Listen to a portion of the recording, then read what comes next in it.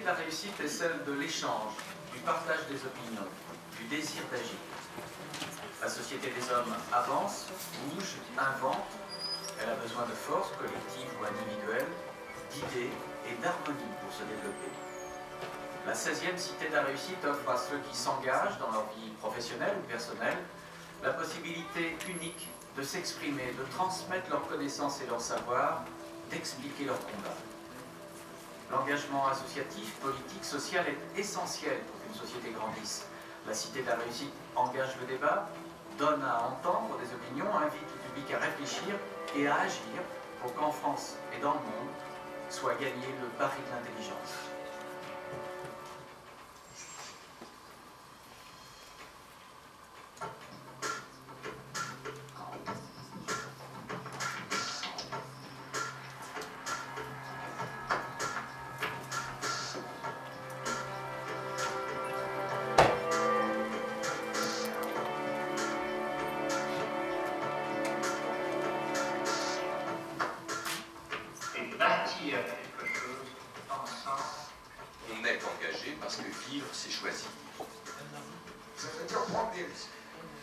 La réussite ou le succès, c'est une succession d'échecs qu'on surmonte, qu'on contourne. J'ai un rêve d'élever la humanité par la danse.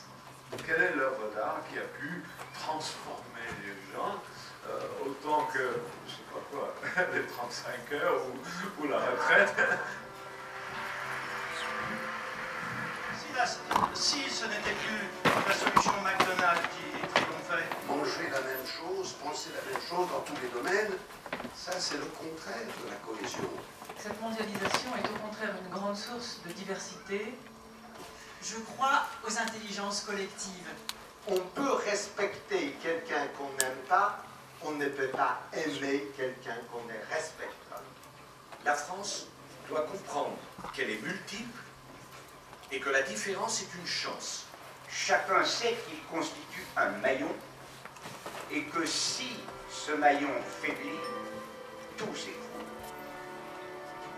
Il faut qu'il y ait au centre des décisions la lâcheté générale à l'égard de la responsabilité politique. Et l'idée, c'est d'installer que les hommes politiques sont complètement déconnectés des réalités. Il faut qu'il y ait un lien intime entre moi, l'homme, qui veut être européen, et toutes les institutions européennes. Nous sommes entrés dans un nouveau siècle, et déjà, il est en danger. Je crois qu'il y a, je ne sais pas si c'est un facteur ou un moment historique où tout a changé. C'est vertigineux, nous avons même le pouvoir de tout faire sortir, de tout détruire. L'expérience, c'est une lanterne qu'on a dans le dos et qui éclaire le chemin parcouru. Et nous allons ensemble travailler pour l'avenir. L'avenir va être absolument passionnant.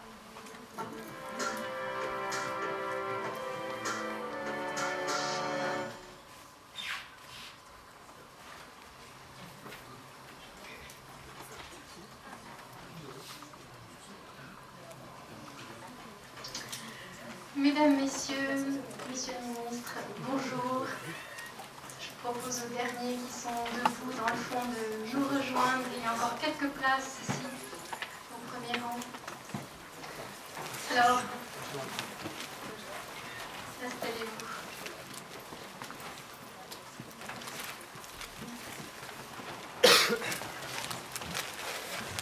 Je vous propose que nous commencions cette séance consacrée donc au thème du mécénat et de la philanthropie. Quels enjeux, quelles perspectives? Alors, le monde qui nous attend est passionnant. Pour rebondir sur cette dernière phrase de ce bel échantillon que nous a proposé la Cité de la Réussite et qui montre les passerelles qu'il y a entre le monde politique, économique, celui des sciences, celui aussi de la culture et de la solidarité. Et s'il y a bien un endroit ou un moyen par lequel ils se rejoignent, c'est notamment au travers de la philanthropie et du mécénat. J'ai à mes côtés des personnalités particulièrement qualifiées, éminentes sur ces questions. À ma droite, Jean-Jacques Ayagon. Jean-Jacques Ayagon, qu'on ne présente plus, ministre du gouvernement Raffarin, ministre de la Culture, et à qui nous devons d'avoir créé en France le cadre de développement du mécénat que l'Europe nous envie, la loi qui d'ailleurs porte votre nom, la loi Aiello. Vous êtes aujourd'hui président de l'établissement public du musée du parc de Versailles, et c'est aussi à ce titre que j'aurai le plaisir de vous poser quelques questions. Jacques Rigaud, auprès de qui j'ai eu la chance d'œuvrer pendant plusieurs années, lorsque, cher Jacques, vous présidiez l'ADMICAL, Association pour le développement du mécénat industriel et commercial, qui fédère aujourd'hui en France les 150 plus grandes entreprises mécènes et leurs fondations, qui a été pionnier pour acclimater le concept de mécénat d'entreprise en France et beaucoup œuvré, notamment aux côtés de l'État, pour améliorer le cadre de développement du mécénat. Vous venez il y a quelques mois de quitter la présidence de l'ADMICAL. À ma gauche, un grand mécène, un très grand collectionneur, Pierre Berger qui est aujourd'hui le président de la fondation Pierre Berger Yves Saint-Laurent, très engagé dans de nombreux combats, à la fois culturels mais aussi sociaux. Et Antoine Vaccaro qui, lui, est un des pionniers du marketing direct pour les grandes associations humanitaires en France et qui aujourd'hui préside le CERFI, Centre de recherche sur la philanthropie. Alors vous voyez, nous aurons des éclairages extrêmement complémentaires, peut-être contrastés, sur le sujet du mécénat cet après-midi et de la philanthropie. Je voudrais, avant de poser quelques questions à mes invités, et ensuite vous donner la parole, puisque c'est le jeu de la Cité de la Réussite, donner la parole à des étudiants, puis à l'ensemble de la salle, vous rappeler quelques éléments de définition et quelques éléments de contexte. Définition, déjà rappelons-nous que le mécénat n'est pas la même chose que la philanthropie. Le mécénat est aujourd'hui l'acte d'entreprise qui, en aucun cas, ne pourrait être des philanthropes. D'ailleurs, si elles faisaient de la philanthropie, et donc s'il n'y avait aucune contrepartie à leur action de mécénat, si on poussait la logique à son terme, on pourrait qualifier cet acte d'abus de bien social. La philanthropie, elle, relève de l'action libre, volontaire des individus, des personnes physiques, et elle se qualifie par des dons. Nous allons donc essayer, au travers du débat, de ne pas confondre le mécénat et la philanthropie. Ce phénomène, globalement, est en pleine ébullition, en profonde évolution dans le monde, en Europe, mais aussi en France. Essayons déjà d'en percevoir quelques facteurs. Premier facteur explicatif, l'ampleur des besoins. Besoins culturels, besoins sociaux, besoins humanitaires, besoins dans le domaine de l'environnement, auxquels ni les États, ni le marché, aujourd'hui, ne sauraient seuls répondre. Il arrive donc, ce phénomène du mécénat et de la philanthropie, en complément, je dis bien en complément et non pas en substitut, de l'action du marché et de l'action des pouvoirs publics. Deuxième élément, plusieurs États, et d'ailleurs certains des plus jacobins comme la France, se sont récemment dotés de dispositifs juridiques et fiscaux particulièrement incitatifs, particulièrement souples, pour créer un cadre propice au développement du mécénat d'entreprise. Troisièmement, par le fait même que des avantages fiscaux existent, une évolution, pour ne pas dire une révolution, est en train d'avoir lieu. En ce sens que la société civile peut exercer un droit de tirage sur le trésor public et a donc la capacité d'orienter une partie de la richesse nationale vers des causes d'intérêt général. On rejoint là pleinement notre questionnement sur l'engagement, engagement qu'il va falloir mesurer, qu'il va falloir évaluer quant à son impact social, quant à son efficacité relative par rapport à celle qui aurait été l'utilisation par l'État, par la puissance publique, de l'argent qui a ainsi été défiscalisé. Dernier élément de contexte, quelques chiffres, pour avoir des ordres de grandeur. Dans le monde, selon les derniers éléments que j'ai pu me procurer, la philanthropie des individus représenterait à peu près 250 milliards de dollars par an. Plus de 9,5 millions de personnes dans le monde qui ont des actifs supérieurs à 1 million d'euros font du mécénat à hauteur de 11% de leur fortune. En France, le mécénat représente, au travers des fondations, et ce sont des chiffres très récents issus d'une étude réalisée par la Fondation de France, son observatoire et le Centre français des fondations, cela représente 4 milliards d'euros par an, sachant qu'on ne compte pas les dons des particuliers qui ne passent pas par des fondations.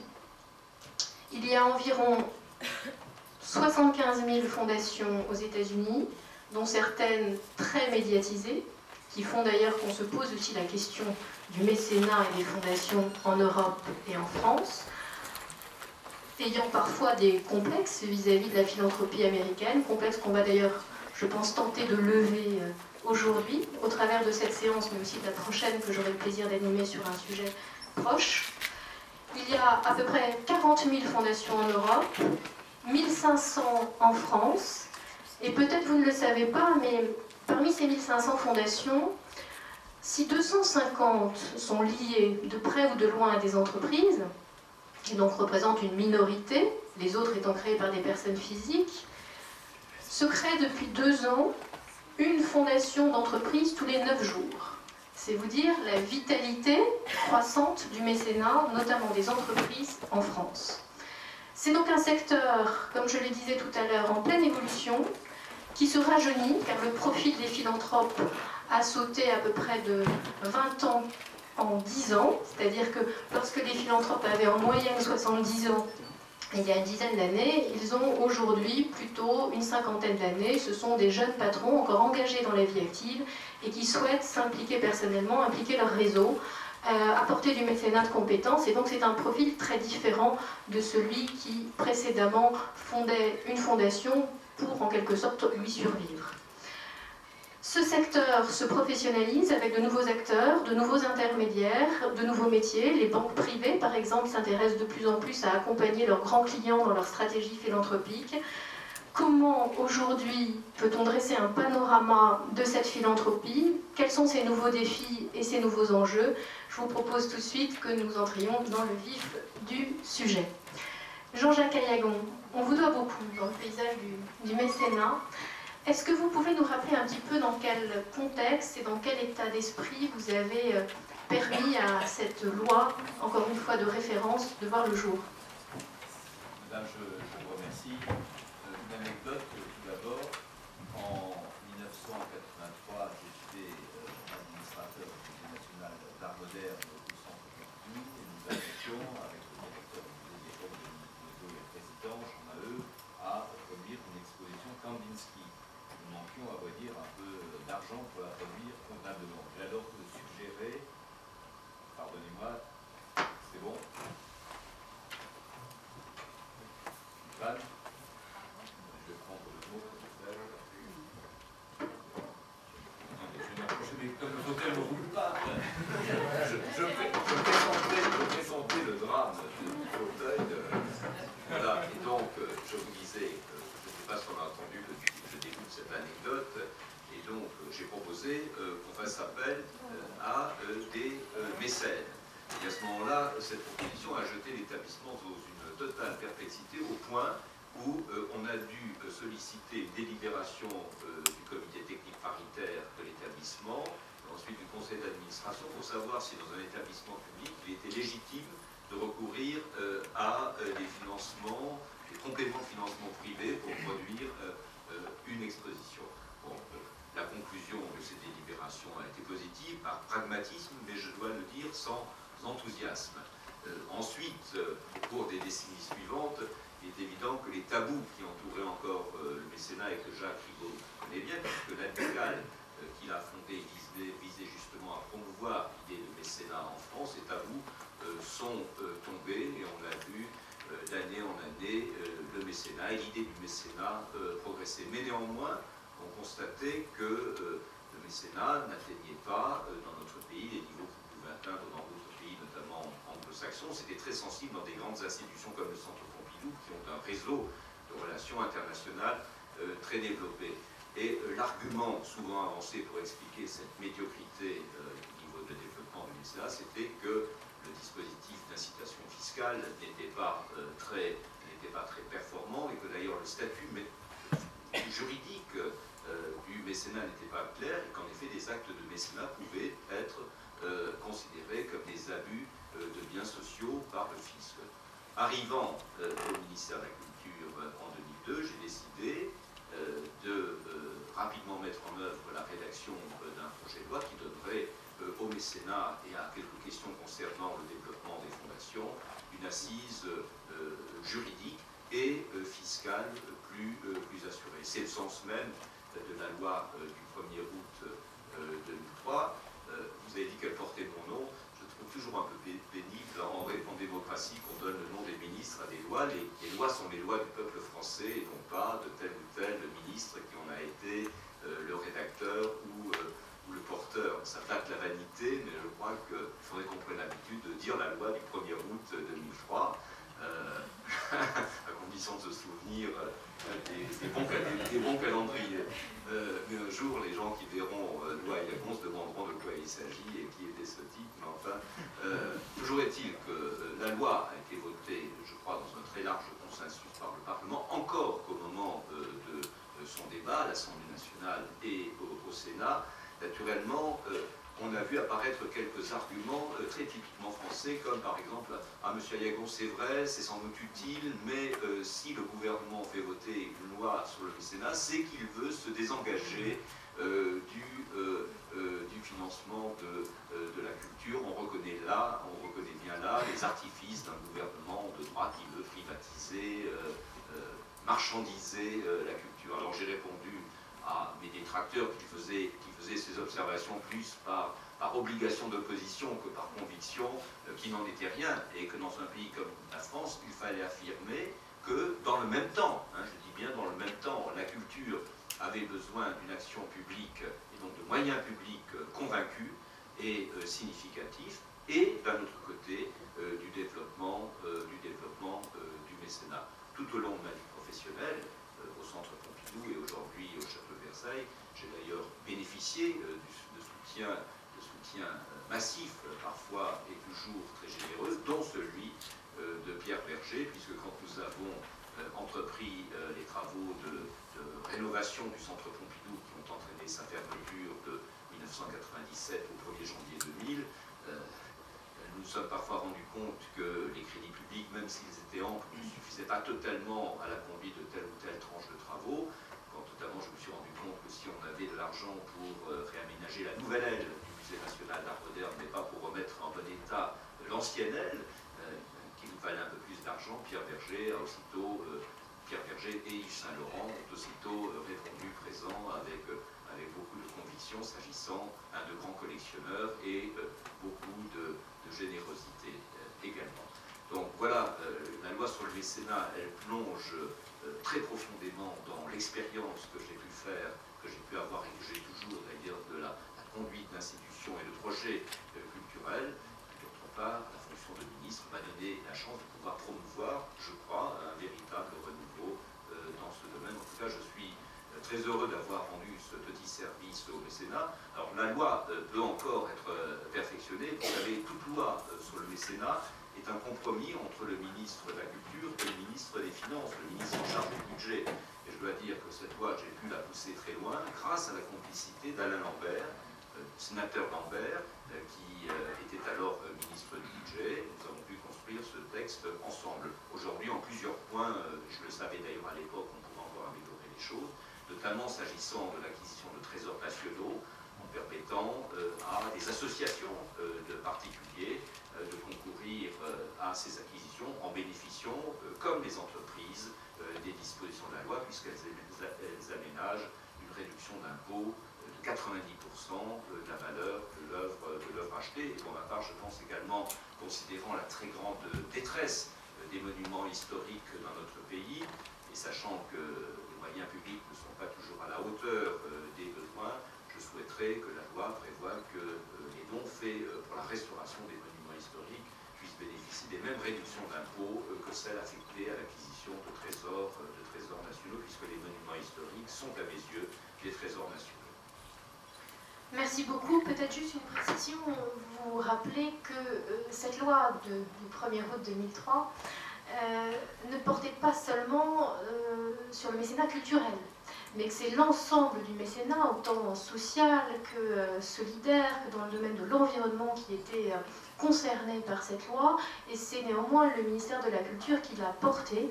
Alors j'aimerais, Jean-Jacques Ayaron, une question à vous poser à ce sujet. Comment expliquez-vous que les autres ministères se soient moins mobilisés sur cette question?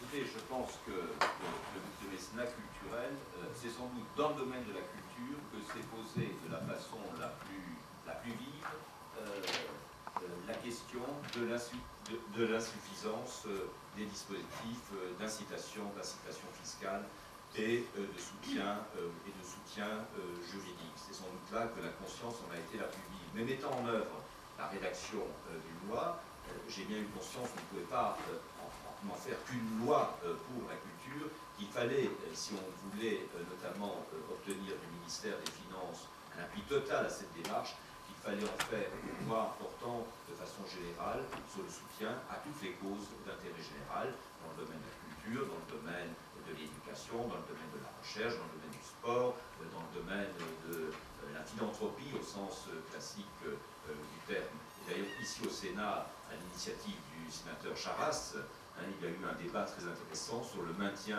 d'une réduction plus importante au bénéfice de l'alimentation et de l'hébergement d'urgence. Michel Charras avait été très proche de Coluche, il est toujours resté un soutien très engagé des Restos du Cœur, et donc il craignait qu'en augmentant le taux de réduction d'impôt qui s'appliquait à des œuvres d'intérêt général, on banalise le soutien apporté plus particulièrement à l'hébergement et à l'alimentation d'urgence. Et donc le Sénat a introduit un amendement pour finalement aménager une petite réduction supplémentaire. On a appelé ça d'ailleurs ici dans cette maison l'amendement Coluche.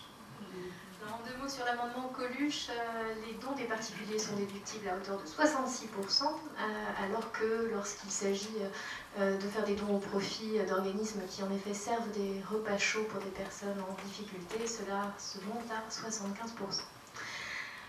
Vous êtes aujourd'hui président de l'établissement public de Versailles. Comment développez-vous tant le mécénat d'entreprise que la philanthropie en France et à l'étranger? Alors, le mécénat et la philanthropie sont de vieilles habitudes à Versailles. Tout est vieux à Versailles, y compris les bonnes habitudes, puisque vous le savez, Versailles a bénéficié de façon massive, entre les deux guerres, de donations de riches américains, et notamment des donations Rockefeller. Après la guerre de 14, l'état de délabrement du château était tel, et qu'un certain nombre de riches américains, conscients du rôle qu'avait joué Versailles dans le processus d'indépendance américaine, puisque le traité d'indépendance des États-Unis d'Amérique a été négocié au château de Versailles, un certain nombre d'Américains ont décidé de venir en aide au château de Versailles. Et cette tradition s'est maintenue, elle s'exprime aujourd'hui à travers deux fondations américaines, les American Friends of Versailles et la Versailles Foundation, qui chaque année mobilise des moyens pour la restauration de telle ou telle partie du jardin et du parc. Par ailleurs, une société des amis Marc réunit des particuliers attachés au destin de Versailles. Cette association est aujourd'hui centenaire.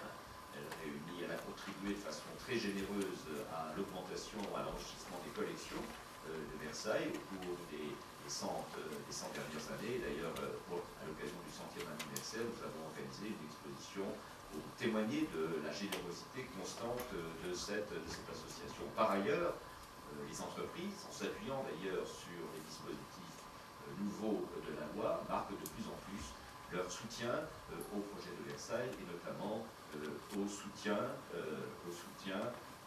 à la restauration du bâtiment et du domaine. Elles y interviennent parfois par des dons en numéraire. C'est le cas de la société Manuelier qui a financé par versement d'argent la restitution de la grille royale, la spectaculaire restitution de la grille royale, parfois à travers du mécénat de compétences. Ça a été le cas pour Vinci, qui a pris en charge comme maître d'ouvrage d'ailleurs, et a totalement financé la restauration de la Galerie des Glaces. Aujourd'hui, à Versailles, une quinzaine de chantiers est financé par des entreprises, directement ou indirectement. Avant-hier, je signais au siège de Vinci, à Rueil-Malmaison, une nouvelle convention de collaboration entre Vinci et le château de Versailles visant à la construction d'un bâtiment provisoire d'accueil dans la cour d'honneur du château. En effet, constatant qu'un bâtiment provisoire, je vois des regards inquiets se tourner vers moi, un bâtiment provisoire, mais à Versailles, l'un des problèmes les plus difficiles à traiter, c'est la qualité d'accueil du public. Nous recevons dans le château plus de 5 millions de visiteurs par an. Il y a des files d'attente trop longues à la vente des billets, à l'entrée du château, au contrôle de sécurité. Une fois que le public a pénétré dans le château, il ne trouve pas de toilettes, ce qui est une maladie endémique à Versailles. Et donc j'ai décidé de mettre en œuvre un plan d'urgence de façon à très rapidement créer des conditions d'accueil dignes. Dès la fin de cette année, nous aurons réalisé une cinquantaine de postes de toilettes supplémentaires, ce qui fait que les collaborateurs m'appellent le nouveau Vespasien.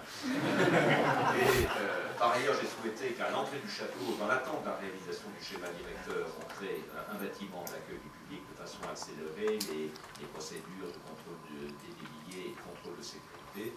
Donc plutôt que d'installer une tente moche, j'ai préféré qu'on confie à de jeunes architectes la réalisation d'un bâtiment provisoire dont Vinci financera totalement la réalisation et dont Vinci assure également la maîtrise d'ouvrage. Alors les entreprises interviennent également au titre de l'acquisition des œuvres d'art pour les collections du château, notamment quand il s'agit de trésors nationaux. Vous savez, Versailles a totalement été démeublé au moment de la Révolution. Depuis un siècle, on tente de remeubler le château pour lui rendre sa crédibilité de lieu de résidence royale et princière. Tout récemment, nous avons pu acquérir une importante console de l'appartement du dernier dauphin grâce à une société. Je ne peux pas vous dire, puisque le ministre des Finances n'a pas encore signé l'accord, en tout cas l'acte d'acquisition, mais ce sera annoncé très prochainement. Et par ailleurs, deux particuliers qui par ailleurs dirigent des entreprises ont mobilisé les moyens de ces entreprises pour acheter également une série de chaises de l'appartement du Barry. Et nous sommes sur le point de conclure l'acquisition d'un tapis de sol de la chapelle de Louis XV, un très très bel objet. Mais là aussi, grâce à des entreprises, bon, au cours des 2 derniers mois, l'addition de cette générosité des particuliers nous a quand même permis de réunir 6 millions d'euros pour des acquisitions de première importance. Et alors, la philanthropie joue également son rôle, puisque nous avons engagé des campagnes plus modestes de fédération de générosité, notamment à travers un programme qui s'appelle Adopter une statue du parc et qui permet à un particulier de devenir le parrain d'une statue, d'en permettre la restauration, quand elle est trop endommagée, la réalisation d'une copie, de façon à ce que ce formidable patrimoine du parc de Versailles se présente de la façon la plus gratifiante pour les œuvres et pour la joie du visiteur. Et là aussi, ce sont, à ce jour, je crois, plus d'1 million d'euros qui ont été rassemblés au titre de cette campagne. Et les dons sont souvent, alors il y a des groupes adoptés qui coûtent cher, ça peut être plusieurs dizaines de milliers d'euros, puis il y a également quelques statues modestement endommagées qu'on va adopter pour quelques milliers d'euros. Et on reçoit des lettres de gens qui nous disent, voilà, je viens d'avoir un petit-fils, je souhaiterais, en mémoire de son heureuse naissance, adopter une statue du parc. Et alors nous apposons sur le socle une petite plaque indiquant que la statue a été adoptée par monsieur et madame Intel à l'occasion de la naissance de leur petite Manon, de leur petit Robert, à telle date. Et c'est comme ça qu'on fait vivre le patrimoine.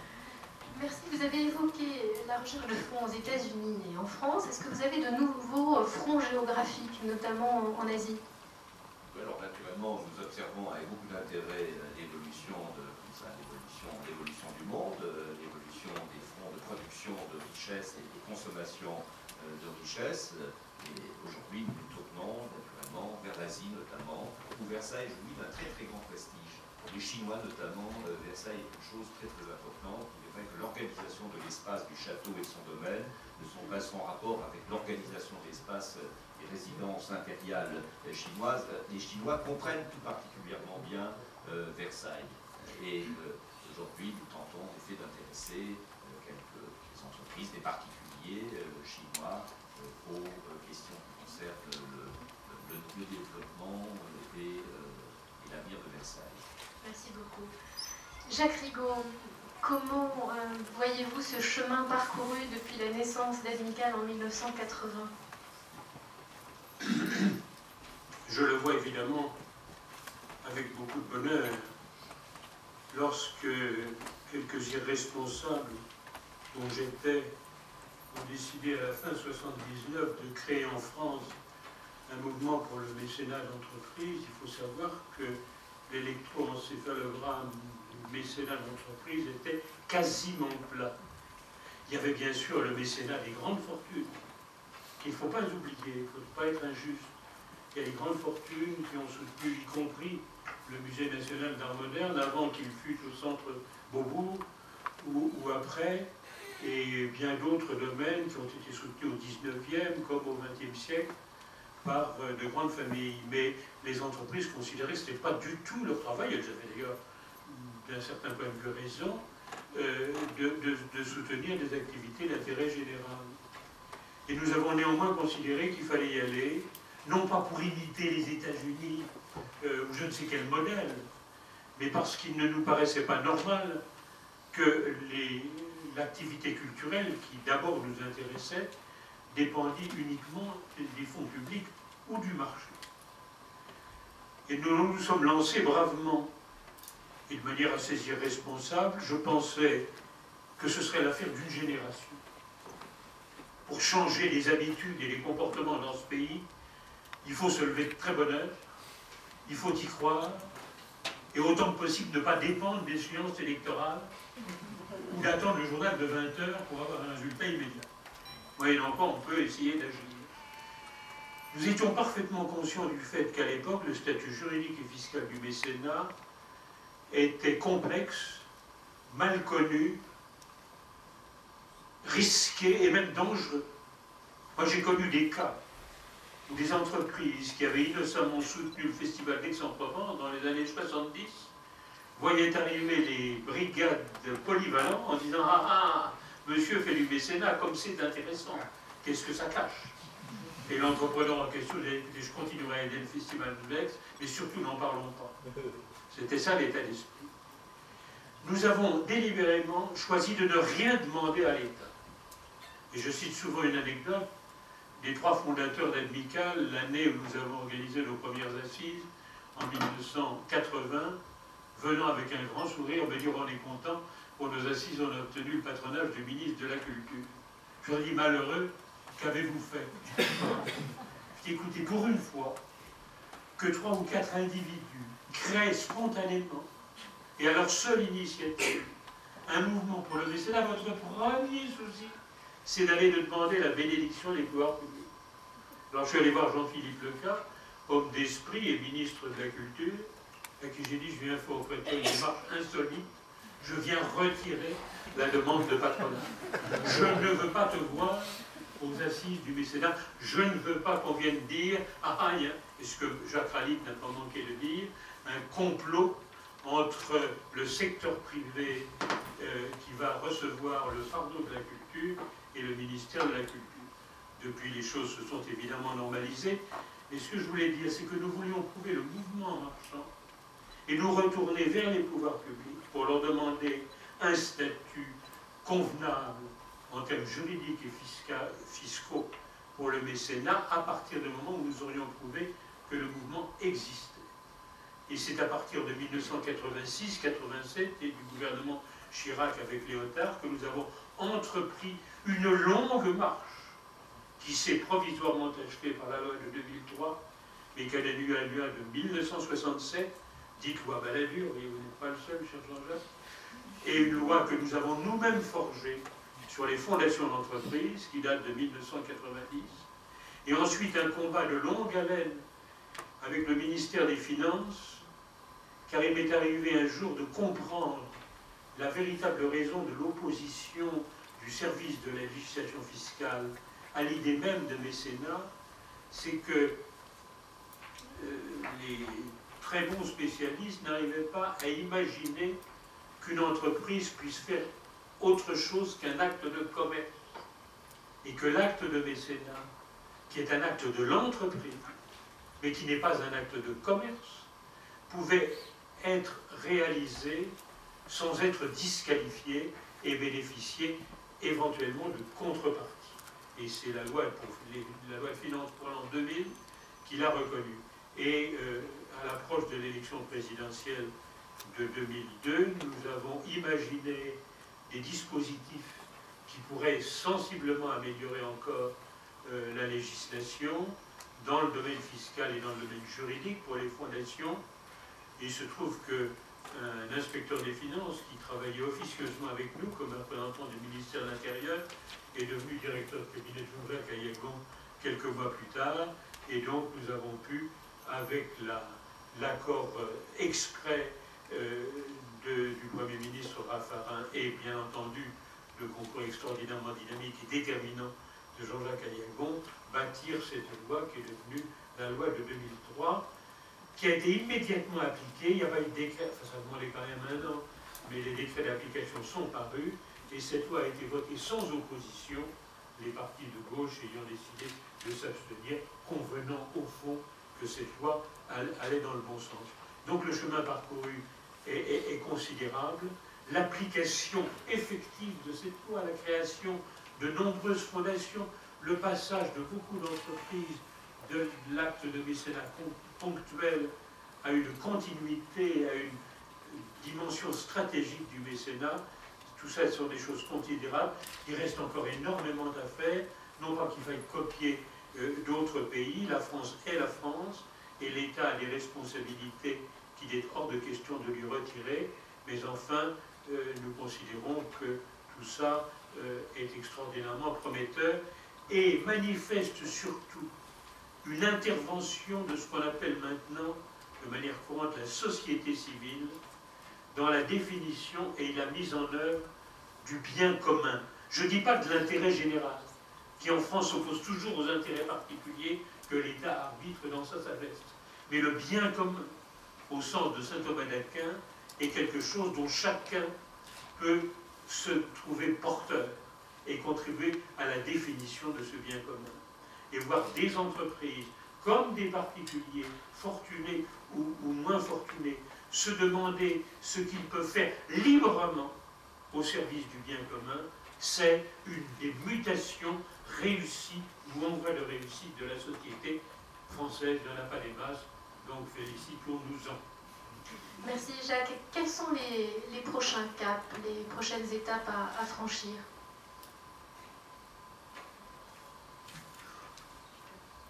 Moi, je ne suis plus président de l'Amicale, donc c'est à mes successeurs de le dire.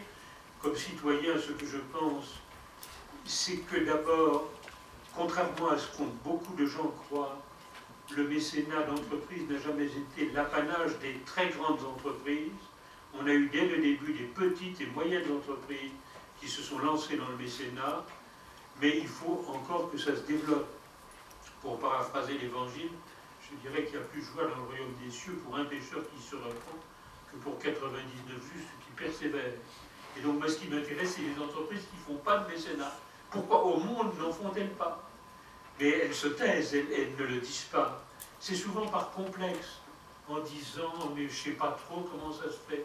Et toutes les formes de mécénat collectif, toutes les assistances au mécénat que la Fondation de France, comme a dit Michael, réalise pour convaincre les entreprises que le mécénat, pour les particuliers comme pour les entreprises, est à la portée de tout le monde. Il suffit d'ouvrir ses fenêtres, de voir ce qui se passe au dehors, de définir des besoins, et vous avez la possibilité de faire un acte de liberté. Il faut faire preuve également de beaucoup d'imagination dans les formules du mécénat. Il faut que plus que jamais, il apparaisse comme quelque chose de normal et de courant. Et c'est pourquoi, et on n'y a pas insisté jusqu'ici, je tiens à dire, le fait que la loi de 2003, la loi Ayagon, porte autant sur le mécénat des particuliers que sur le mécénat des entreprises est extrêmement important. Les avantages fiscaux pour les particuliers, pour chacun de vous, ont également doublé. Et leur mise en œuvre a été simplifiée. Tous mécènes, en quelque sorte, c'est non pas une devise ou un mot d'ordre, mais c'est une mentalité qui devrait se répandre. Car nous sommes dans un pays, je suis issu de l'administration et j'en connais les immenses mérites, Et je dois reconnaître que l'administration d'aujourd'hui, engoncée dans le formalisme et dans ses techniques d'empêchement, n'a plus l'imagination, l'audace qu'elle a eue à l'époque des 30 Glorieuses. Et tout ce qui permettra de susciter d'autres sources d'enthousiasme, d'imagination, de culot, est extrêmement important. Et ce qui me réjouit le plus dans le mécénat, c'est de voir des initiatives à la limite complètement folles, utopiques, pour aider des enfants autistes ou pour telle ou telle action humanitaire, trouver des partenaires dans le tissu social et dans l'entreprise qui disent cette idée est peut-être folle, mais elle est tellement belle, essayons de la mettre en œuvre. Voilà les rêves que l'on peut faire au sujet du mécénat. Merci Jacques.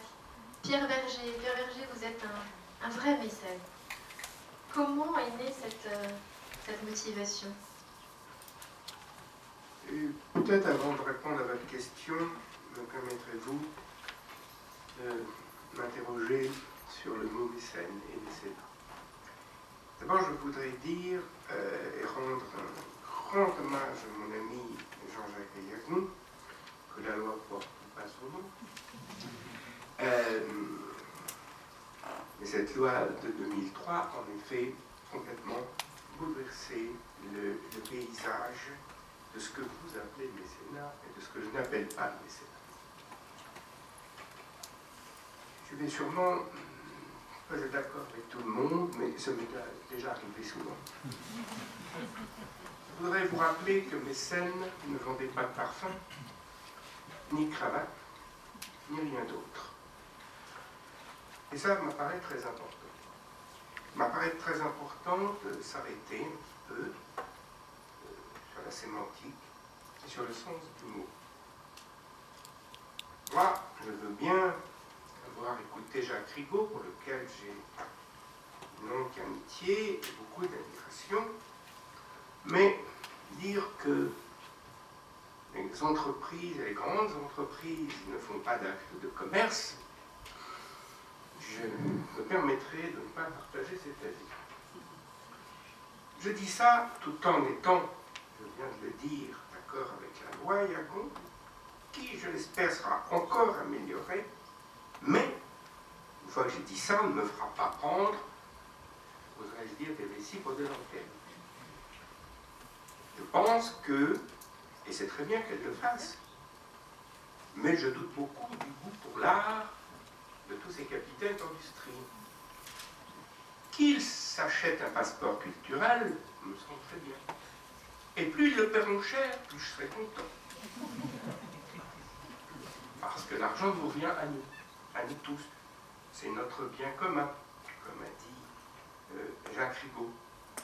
Mais il faudrait peut-être un petit peu raison garder et ne pas prendre ces gens-là pour ce qu'ils ne sont pas, c'est-à-dire pour des mécènes.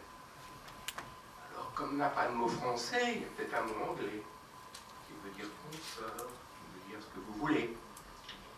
Mais en ce qui me concerne, je ne suis pas sûr que ce soit tout à fait le sens qu'il faut donner au mot mécénat. Quand j'entends mécénat industriel et commercial, le mot qui a été cité tout à l'heure, quand j'entends mécénat d'entreprise, ça veut bien dire ce que ça veut dire. À part ça, naturellement, il faut, puisque l'État ne peut pas suffire à tout, il faut évidemment trouver de l'argent. Mais il faudrait quand même voir aussi les choses en face, et pas imaginer que l'État se désengage, même si les gens de gauche qui ne croyaient en effet pas l'ont prétendu lors de la promulgation de cette loi. Parce que, tout de même, ça veut dire quoi, des avantages fiscaux? Ça veut dire, dans le cas maximum de cette loi, 90% de déduction fiscale, c'est-à-dire d'argent que l'État donne, puisqu'il ne le reçoit pas.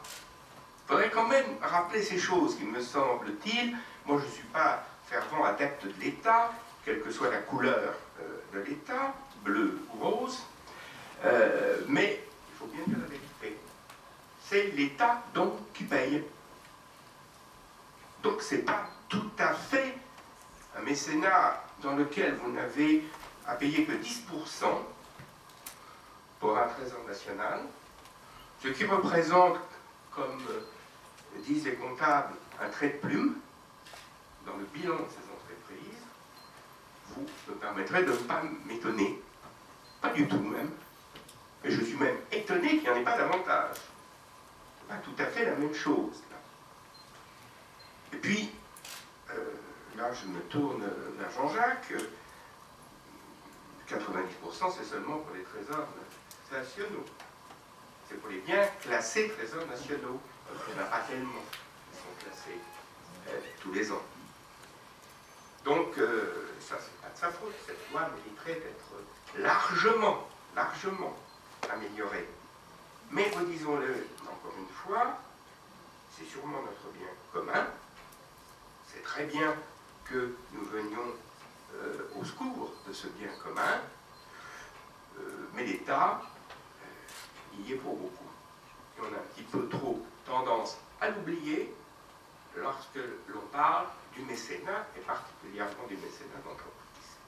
Quand je disais vous êtes un vrai mécène, vous, je connaissais votre réponse. Le mécénat d'entreprise, c'est donc un oxymore, si je vous comprends bien. À peu près. Chez vous... Comme les nuits blanches. Chez vous...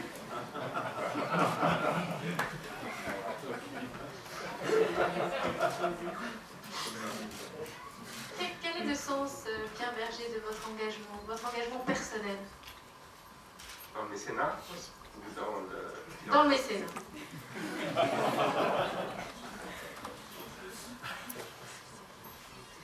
Moi, j'ai toujours cru que le mécénat était une chose, gardons ce mot, parce qu'on n'en a pas d'autre. Le mécénat devait se faire pour la collectivité, ou pour le choix qu'on avait fait. Collectivité quand il s'agit d'acheter un tableau, ou aider un jeune metteur en scène à monter une pièce de théâtre quand il s'agit de gens privés. Je ne crois pas que ce soit, je l'ai déjà dit tout à l'heure, ça doit être fait pour obtenir ce qu'on appelle des retombées, des effets induits.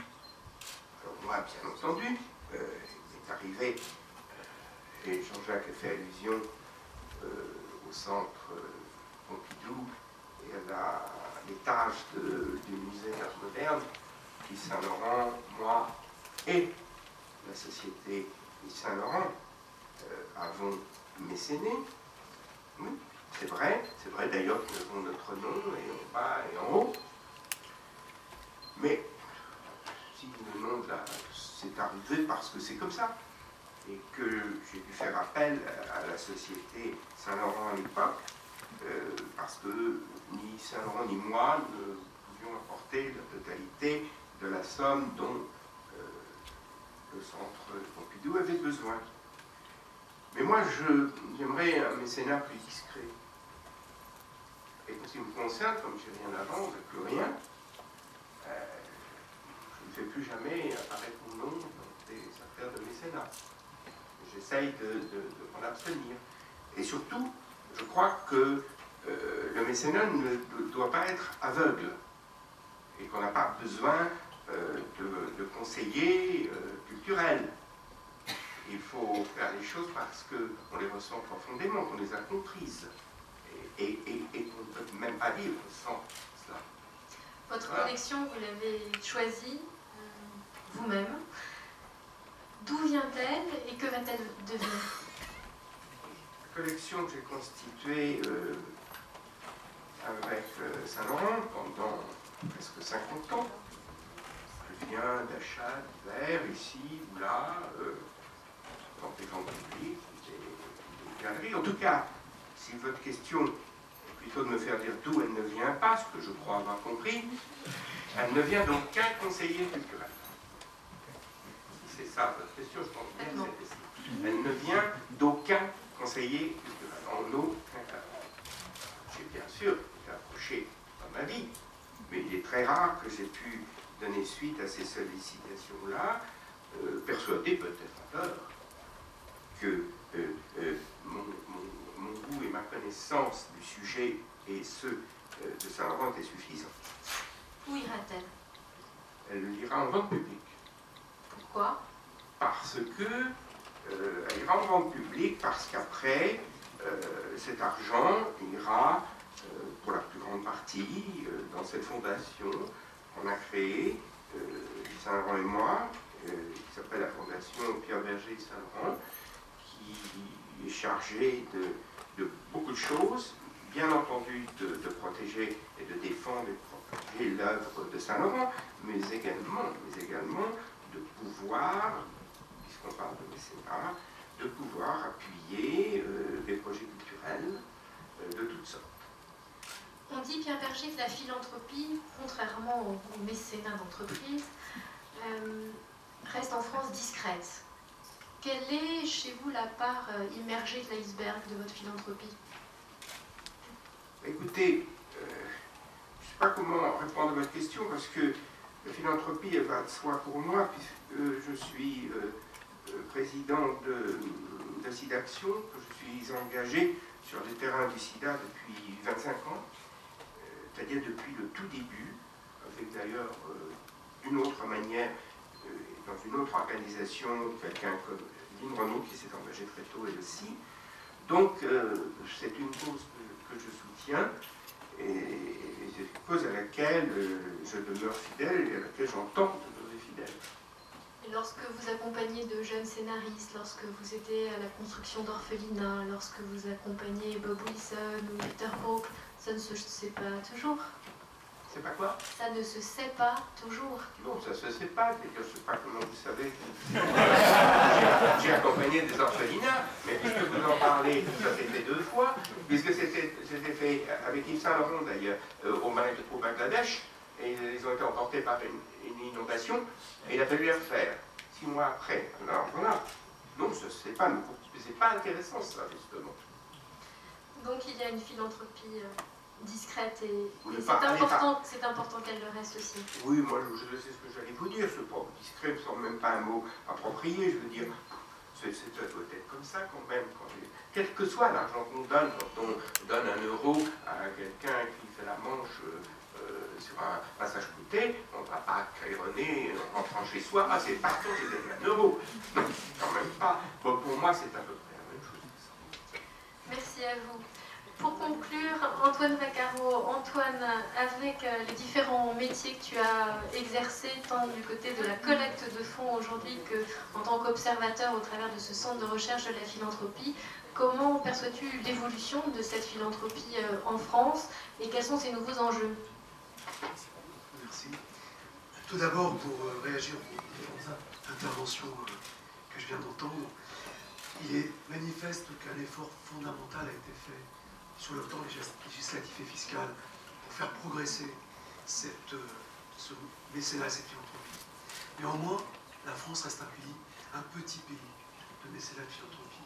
Pour vous donner un seul chiffre, le montant de la générosité des Français est équivalente à celle des Hollandais, qui sont 5 fois moins nombreux que nous, et nous sommes 100 fois moins généreux que ne le sont effectivement les Américains, qui sont 5 fois plus nombreux que nous et qui donnent 100 fois plus d'argent à leur cause caritative, mécénat, etc.